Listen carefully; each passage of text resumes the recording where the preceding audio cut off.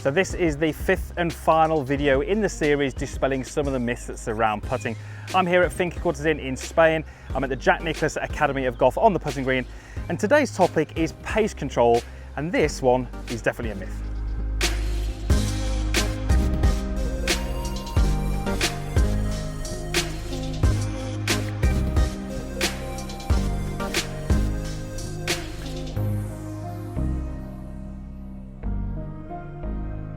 So welcome back to Finca Cortes here in Spain. We are on the Jack Nicklaus Academy of Golf putting green, covering the last myth in this series. This has been a video series comprising of 5 videos dispelling some of the myths that surround putting, which are holding golfers like yourself back from holding more putts and shooting lower scores. And we're going to dispel the last myth in this video. Now, just to get started, if you're new to my channel, if you're not a subscriber, I would love you to be so. There's a clickable link down in the description box, or there's a clickable link at the end of the video. More videos coming each and every week, just helping you understand the golf game better, play some better golf, and enjoy your time on the course a little bit more. If you haven't seen the first 4 videos in the series, I will link them in the description box also down below. Go and check those out first. Last myth. Just before we cover that myth, we're going to have to just set the scene, and I'm going to hit 2 putts. So let's say I am in a match play situation. This is the last hole. My partner's in the hole for 4. This is for a 3. I'm 1 down. In other words, I have to make this putt. That's the scenario. Now, I'm going to hit 2 putts. And then once I've hit those 2 putts, we can discuss what the myth is.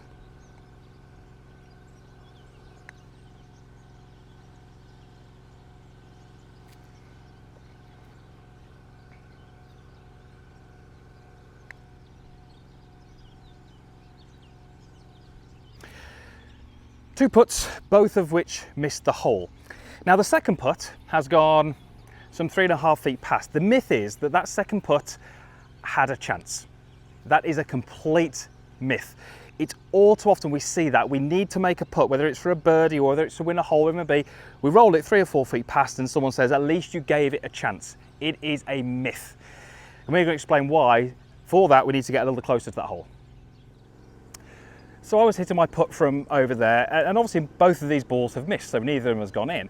The first one I hit has finished probably some 6 inches past, and the second one getting close to 3.5 feet. So why did this one not have a chance to go in? Why did I say that was a myth? Well, it's all to do with something called capture size. So the hole is 4.25 inches wide, and that's pretty much a standard hole. Every hole that you play on will be that wide. Now, what happens is as that ball approaches the hole with more speed, i.e. more pace, effectively the hole gets smaller. Because what would happen if this ball had just caught the edge of the hole, it would have lipped out because that ball's got too much speed for the line. So the firmer you hit the ball, 3, 4, 5, 6 feet past, you actually have to be right in the centre of the hole for that to have a chance to go in. The first putt I hit was only 6 inches past. Had that ball have been anywhere within that 4.25 inches, gravity probably would have had an effect and it would have dropped in. This ball, the ball would have had to be right in the centre of the hole. So of these 2 putts, neither of them went in, but the first putt had the greatest chance to go in because the hole was effectively larger. So as soon as you start hitting putts at more pace, 3, 4 feet past, in an attempt to go for it because it's a free putt, you're reducing the chances of you holding it because you're effectively making the hole smaller. The best pace is to be about a foot past. It needs to be about a foot past because as the ball really starts to reduce in its speed, it will start to wobble, oscillate and move offline a little bit. Unless you're playing on greens like I am today at this fantastic course here in Spain, in which case the greens are so true. But on the courses that you play, the ball will start to deviate offline more when it starts to reduce in its pace, that last foot. So I like to see a putt go about a foot past. The other thing we have to appreciate as well is if I hit the ball and I have a go for it, I'm hitting the ball at a pace that I wouldn't normally hit. Therefore, the line that I choose isn't going to be the same as what it would be normally. So we have to change the line. We hit the ball too hard, the hole becomes smaller. There's so many things that are wrong with that. And we hear it all too often. The ball goes 6 feet past and someone goes, well, at least you gave it a chance. 5 feet past, that ball has got no chance of going in. 6 feet, it doesn't matter if it's in the centre of the hole, it's still going to miss.